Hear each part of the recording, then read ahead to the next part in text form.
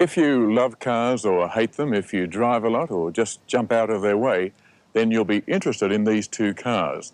They represent a clash of the automotive giants with huge stakes.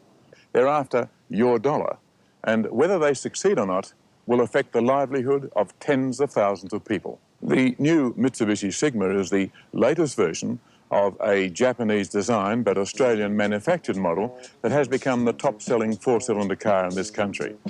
It leads a segment of the market that now accounts for nearly 30% of all vehicle sales. To stay on top is of vital importance to Mitsubishi, its employees, its component suppliers, and its dealers. The greatest challenge the Sigma has yet faced comes from the Holden Camira. This is the GMH version of the long-awaited world car. Manufactured locally, it is basically a European design but heavily modified to suit Australian conditions. So just how good is the Camira? And more important, how does it compare with the Sigma, the car it must topple? And can the Sigma, the champion of such long standing, withstand the challenge?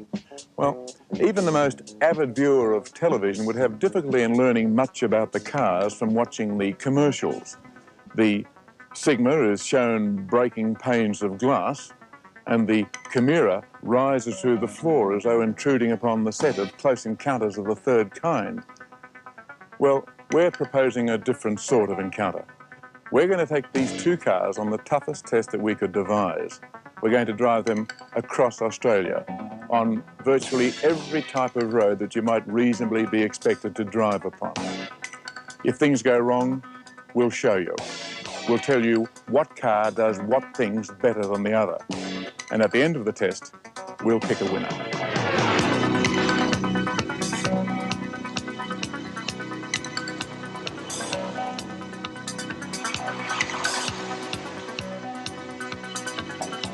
This is the test course. As you can see, it includes a crossing of Australia from north to south. The cars, in fact, started their journey in Brisbane, but the full team of testers met up at the central Queensland town of Clermont. We're joining in a comparison test run by the magazine Wheels, whose editor, Peter Robinson, regularly runs tests between the most important cars in Australia, and he and his assistant editor, Bob Murray, an Englishman who's been in the country about 2 years, carry out tests of cars that they think are of particular interest to Australian buyers to see which is best. Noel Tuckey, a mechanic and well known to the party, joined in, travelling in this Mercedes-Benz diesel-powered station wagon, to lend a mechanical hand if it was needed, and to carry all the photographic gear, including that of staff Wheels photographer Warwick Kent. Phil Scott, the motoring correspondent of Sydney's Sun Herald, joined the party, and in all there were 7 of us to do the journey and to add our comments and our opinions. Yes. You haven't got any Kleenex out at the moment? I No, okay, I'll put a packet next car then. Right. You've got one of those large fluorescent torch things too. Right. Packing the cars so that the weight was fairly evenly distributed took about an hour, and then the journey proper began. We were heading to the north, towards the Gulf of Carpentaria. A comparison between the Sigma and Camira is more than just a story of Mitsubishi versus Holden. It's a confrontation between older or orthodox design and the more modern and less conventional, between, if you like, yesterday's type of car and the sort most of us will be driving in the future. The Sigma is built the way that Holdens and Falcons and most of the cars that Australians have been driving over the years used to be made, with the engine at the front and the drive through the rear wheels. The Camira, by comparison, is a front-wheel drive model. It's lighter. It's built to offer more space than conventional designs. But there is some doubt in people's minds about whether front-wheel drive is as suited to local conditions as the tried and trusted formula which is exemplified by the Sigma. We changed cars regularly, so each of us drove both models over the same sort of road conditions. And soon we had our first example of the roughness of Australia's inland highways. Tourists from a broken-down coach were searching for a part that had fallen from their bus. Yeah, we're looking for gold. Looking for gold? No, we've lost a bolt and a nut off the airlines from the coach set. You had to walk back 300 or 400 yards. We found a nut. We were looking for a bolt. It's as rough as that, eh? Yeah. Oh, it's pretty rough, yeah, but we've been over rougher country though.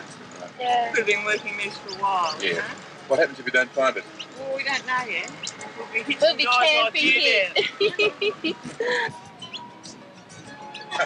We better get on that. No, thanks for stopping. Okay, fine. Okay, Bye. We're having fun. Well, they're not concerned, are they? Hey, pay for the trip and form the search party while the bus driver stays back in the shade.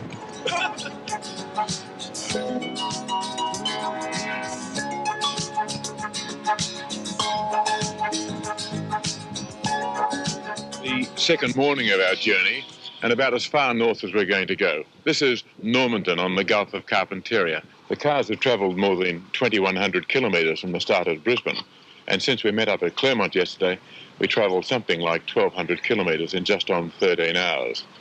So it's a good time, having had 4 hours sleep, to get together and to just compare notes after that first long session in the car. Yes, early days, mate.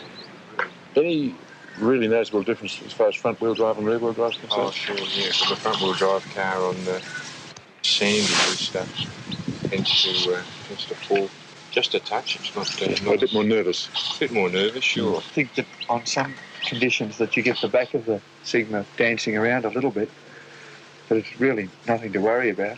And this one, you are aware that it's front-wheel drive car. Mm. I think the thing we've got to bear in mind is we're talking about two very good cars. It'd be nice to have something that wasn't quite so good. Well, yes, that's right. We should have bought the worst car in the class and then we'd know all about it. They're both very good. Yeah.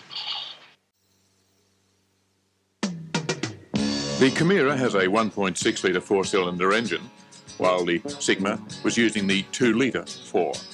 But we soon established that performance levels in terms of cruising and acceleration were the same for both cars. The Sigma, by the way, had developed a leak in the gearbox. It was pumping oil up through the speedo cable, but it certainly didn't have any effect on the car's performance. Our route took us along the southern rim of the Gulf of Carpentaria and through typical outback conditions and delays.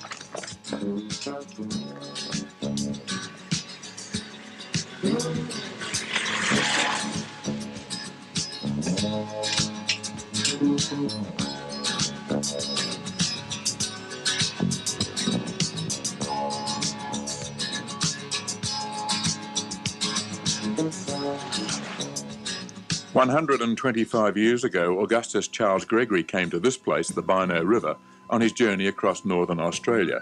One of his missions was to search for signs of Ludwig Leichhardt, who'd been missing for 12 years, which in hindsight seems a little late to be searching for someone. But still, Gregory began in Western Australia on the Victoria River. He had a boat, which he put in charge of the expedition artist, a man called Baines. The idea was that Gregory and his party would ride on horseback to the Gulf while Baines would sail around the coast. They agreed to meet here on the Bino, but the boat ran aground in the Victoria River and had to sail to Jakarta for repairs. So Baines goes to Jakarta. They spend 8 months rebuilding the ship there, and then he sails with the captain into the Gulf of Carpentaria, finds the Bino River, and goes down. Well, the expedition on horseback with Gregory had got there without any trouble at all, because Gregory was a master bushman. They went to a tree at the precise point that he'd indicated, left a message in the tree, and rode off. Baines comes down, finds the precise tree, sees a letter, says, "I'm okay, I'll meet you in Sydney," and it sails around and meets in Sydney. You couldn't find the precise tree today if you had the road map, but they did it in those days. Amazing navigation. Wheels magazine invented car comparisons. When General Motors released its new front-wheel drive Camira, we decided we had to compare it against the Sigma, which has been for a long time the top-selling 2-litre car in Australia. So we devised this comparison test over 8,500 kilometres through 5 Australian states, encompassing a wide variety of conditions from bull dust to snow to flat plains, city running. Up till date, we haven't really had very many problems with the cars. The Sigma's had a problem with the gearbox, and the Camira has had a little bit of water get into the boot and into some taillights, but apart from that, things have been going very well. By the third day, we were well south of the Gulf, refuelling at the remote Western Queensland settlement of Boulia. A few of the party had been visiting the shops, buying hats. All they lacked was a little of the local dust, which could soon be fixed. Tough, mate. Still tough for a big country, you know. Experienced. There we are, sir. We had intended looping into the Northern Territory, but severe dust forced a detour due south straight to the town of Birdsville. Birdsville, in most people's mind, is the back of beyond. That's the sort of reputation this Queensland outpost has. But it's a town with a sense of humour. Let me show you what I mean. Over here in a corner of the airfield, with the police station in the background and the Simpson Desert just beyond that sandhill, there are two monuments to the first people to cross the Simpson Desert. This was put up by the Royal Geographical Society to honour the first man to cross the Simpson Desert. Well, that incensed the locals, because a fellow called Ted Colson had done it 3 years before him. He was a local, and this is a memorial they put up alongside the official one, just to show that one of their blokes had done it first. Well, you're a big bloke. You're interested in cars. Do you want to have a sit behind the wheel of a new Camira? Do you know what it's like? Craig Hargens is a travelling salesman. We found him in Birdsville. That's all right. Bloody good. And as you can see, he's well equipped to judge a car on the question of spaciousness and comfort. There we go. Ooh. He preferred the Camira because he found it had more head and stomach room. There used to be 3 pubs in Birdsville around the turn of the century. This one, the Old Royal, which hasn't been in use for a long time, and the one remaining one, which is down the road where we started. Many of them were built from adobe, from a mixture of mud and straw. And in times of drought, the camels used to come roaming in from the Simpson Desert and eat the straw, with the result that the camels destroyed at least 2.5 of the pubs in Birdsville. The Birdsville track is as remote as ever, although it isn't as rough as it used to be. Just off the track, however, are plenty of sand hills, which gave us the chance to test the cars for traction in sand, something few conventional cars can handle, particularly a climb like this.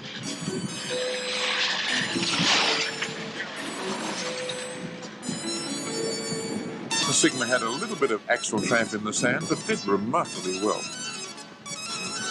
The Camira's sump guard had been clouted by a rock, and that rattle you can hear is the guard hitting the exhaust pipe. Straight up, straight down. Both cars did amazingly well. We'd call that a draw.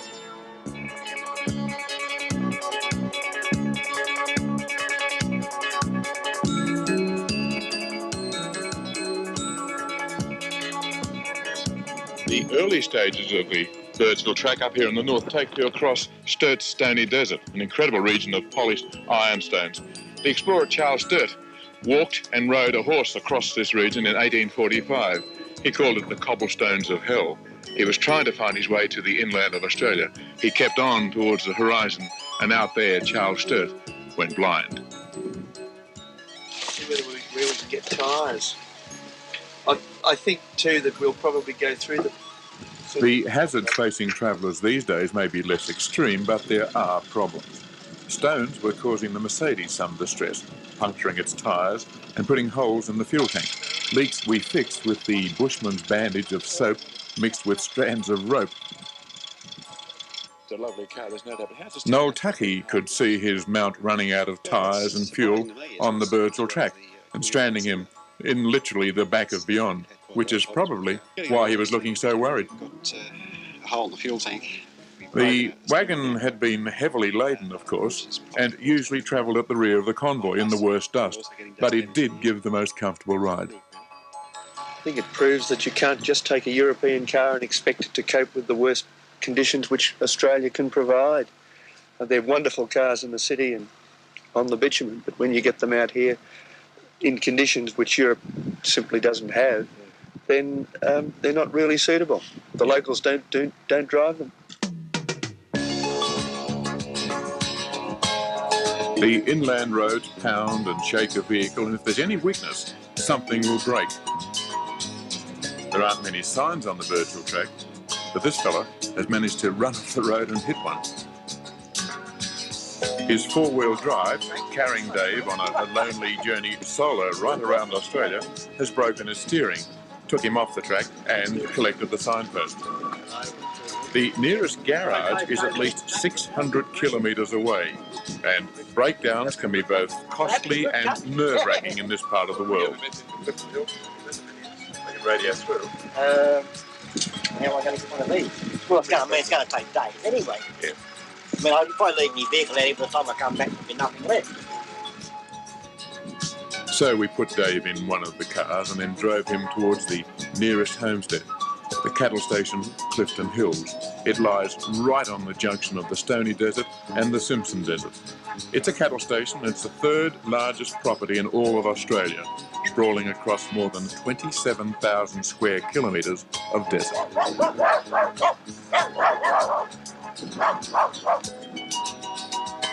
Clifton Hills is a self-contained community with a workshop to repair almost anything. And using their welder, Noel fixed Dave's broken steering rod.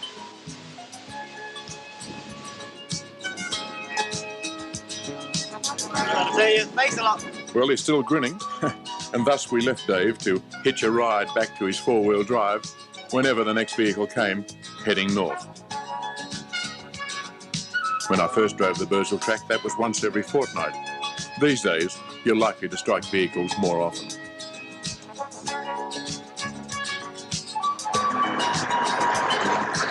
It took us 4 hours, though, to meet someone coming the other way. The driver of this big road train pulled up, and he did promise to stop, collect Dave, and take him the 40 kilometres back to his crippled four-wheel drive.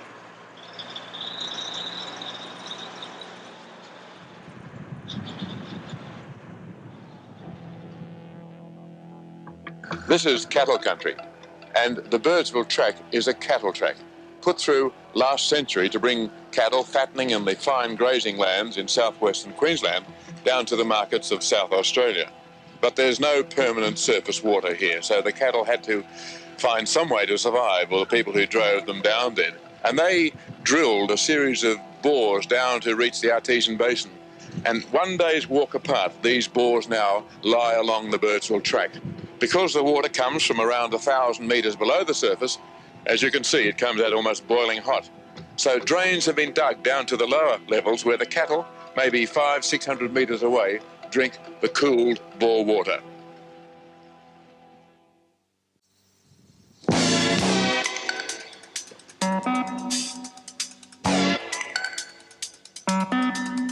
Cars on a comparison test suffer a bit because if you strike really rough conditions, you go back and do it again. Not only to take pictures, but to see how each car copes, to see how it tracks through the loose, like this patch of bull dust. In other words, whether the cars wander or plunge around.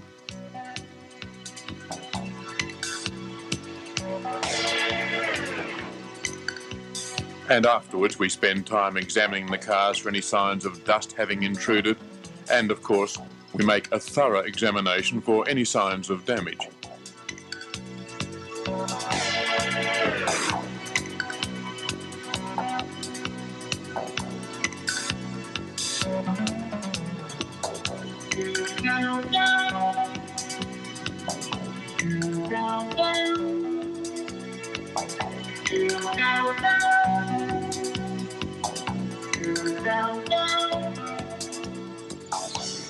The morning of day 6.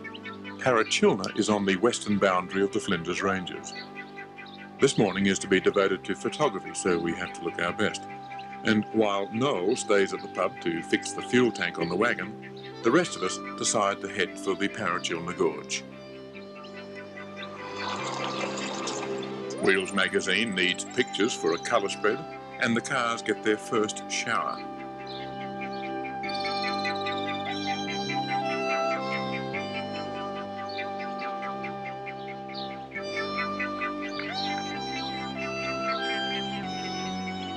At some point on every journey to the inland, you cross the border dividing the outback from the rest of Australia. For us, this was that place, for Parachilna marked the start of glorious bitumen, of towns like charming Corn with its fine old stone buildings, converted from old mills in some cases to museums and restaurants, and of ruins, of homesteads built in country that proved too fierce for the pioneer settlers.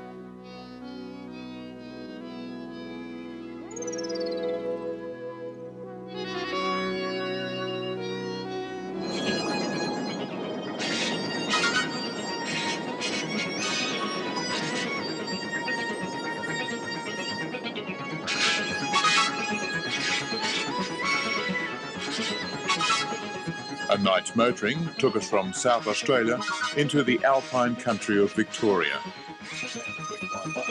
South Gippsland. Here we could match the cars on exciting corners, stand back and watch to see how they cope. Same speed, same driver.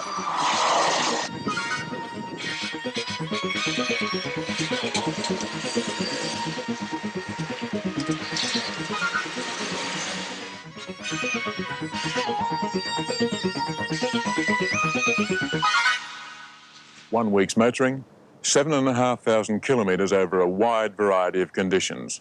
OK, now it's time to draw conclusions, to stick our necks out. How did the cars compare? Both cars are good in terms of oil. There are no oil leaks on the outside, and except for the bits of dust, they're pretty clean, which is remarkable. The Sigma seems to have hit a bit more down low. The sump guard, which was fitted as fairly mangled, it's done its job well, but it certainly has a different shape to when we started. The Camira, on the other hand, has more of an airfoil, you know, that dam that hangs beneath the nose of the car. It's to give it an aerodynamic shape, and it's great on the highway.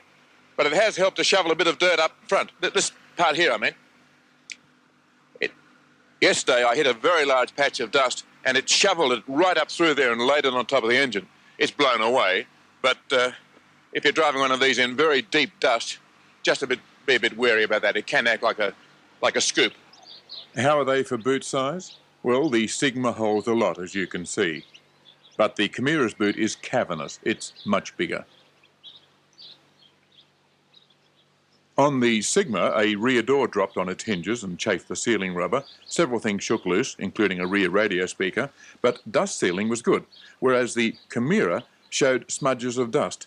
It dislodged one door handle, and it shook loose a needle on the instrument panel. The Camira did better on fuel consumption by about 3 miles to the gallon. They would both do better, however, under easier driving conditions.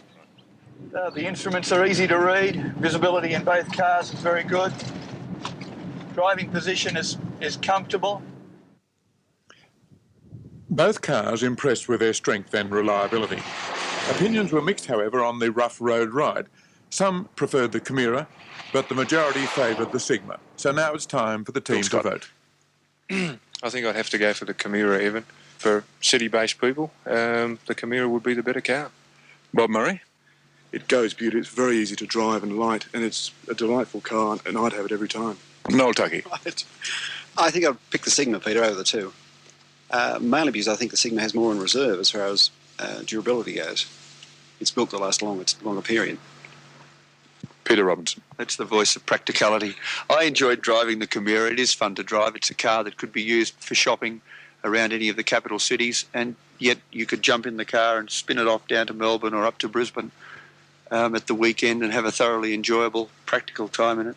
It wouldn't use very much petrol. It handles better than the Sigma does on bitumen roads. Now, as in every contest, you may disagree with the judge's opinion. You've certainly seen enough of the fight to be able to draw your own conclusions. But a couple of things need to be said. One is that the test underlined the point that cars developed for Australian conditions are better in the outback on rough roads than imported cars. So if you want a car for rough running, choose one that is developed for the roads of Australia. And another is that we all developed a great deal of affection for the Sigma. It impressed us as a very honest car. But the winner, by that margin, is the Holden Camira.